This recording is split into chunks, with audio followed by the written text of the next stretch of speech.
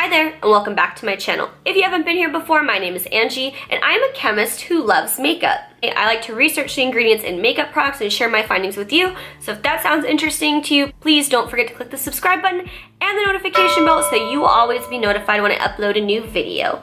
And today, we are talking about the new Makeup Forever Self-Setting Concealer. So I also tried out this product, so I will give you my opinion as well. So first of all, this concealer retails for $28, for 0.16 ounces, and this is available at Sephora. On the website, it says that there is 0.17 fluid ounces or 5 milliliters in this product, but when I received my product, it says 0.16 fluid ounces.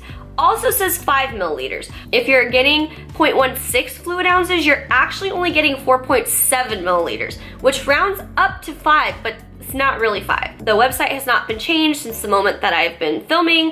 So, but that's one thing to be aware of. It is not what it says on the website, which is actually disappointing because I got less than I thought I was gonna get. Another thing, this isn't a whole lot to begin with. If you have the Tarte Shape Tape, it's about twice as much as what you'd get in this product, and the Too Faced Sculpting Concealer is about 3 times the size of this, and you're paying about the same price. So in terms of value-wise, this isn't the best value that's out there. But this concealer is also completely different from those two, so let's get into those ingredients so we could talk about it a little bit more. So the first ingredient's water. It's very common, very expected. This is supposed to be a thinner formula. It is not full coverage, so that totally makes sense that the first ingredient was water, and there's probably more than in a lot of other formulas. The second ingredient is dicapryl carbonate, and this is a skin conditioning ingredient, which we're gonna see a lot of in most of the ingredients that I talk about in this formula. And it's an emollient, which means it's gonna give a soft feeling to the skin, but it's also not gonna be greasy. The third ingredient is propylene glycol dicaprylate dicaprate. And this ingredient is also in here to help soften the skin. One thing I did find that might be worth mentioning, it can increase skin absorption. So if you are using something that might have a dermal absorption limit or how much that you should be absorbing through the skin, that could be a problem, but I feel like that's not gonna be a problem for the majority of us who just use typical beauty products. The next ingredient is cetyl PEG/PPG-10-1 dimethicone.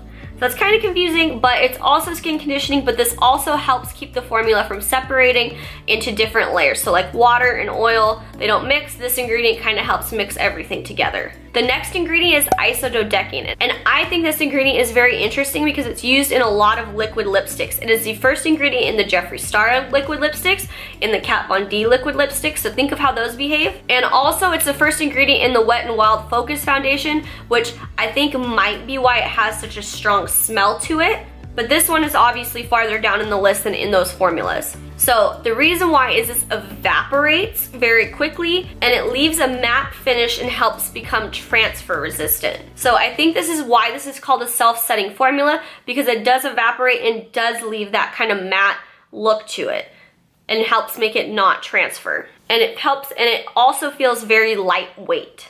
So according to FDA labeling regulations, anything that you have in your formula that is below 1% can be listed in any order. Everything above 1% on a label has to be listed in decreasing order, meaning the most prominent ingredient is gonna be the first, the next second, the next lowest third. You get the idea.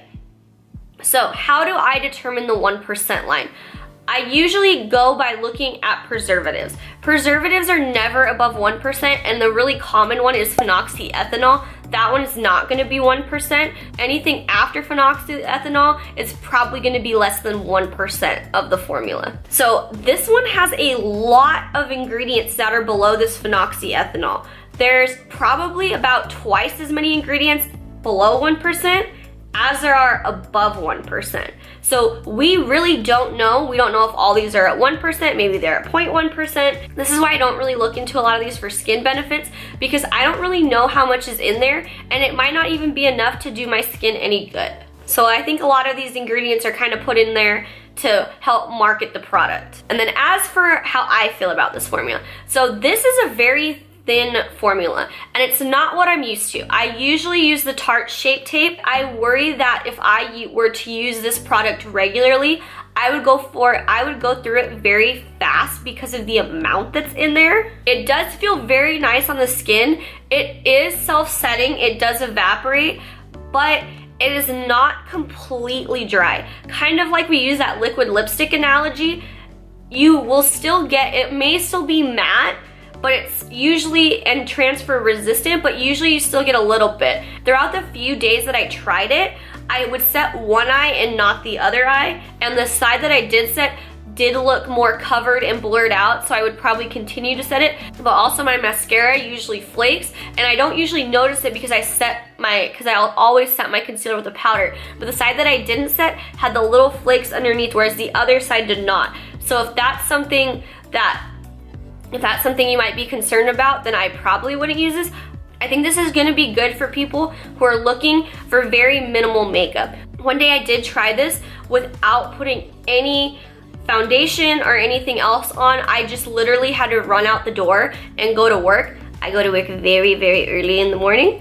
And then what I learned on that day was, this is not a full coverage one. It's not gonna completely cover anything, but if you need just a little bit of help and just to kind of brighten your under eyes and kind of remove some discoloration, if you have really heavy discoloration, I don't think that this would work, and I also don't think that you'll see the lasting effects. Because throughout the day, it did do okay. It worked a lot better when I set it. It lasted a lot longer, and it looked okay at the end of my workday, but it just wasn't what I'm used to. So overall, I like this concealer. I think it's really good for days where I wasn't gonna wear any makeup and I want just like a little bit of something.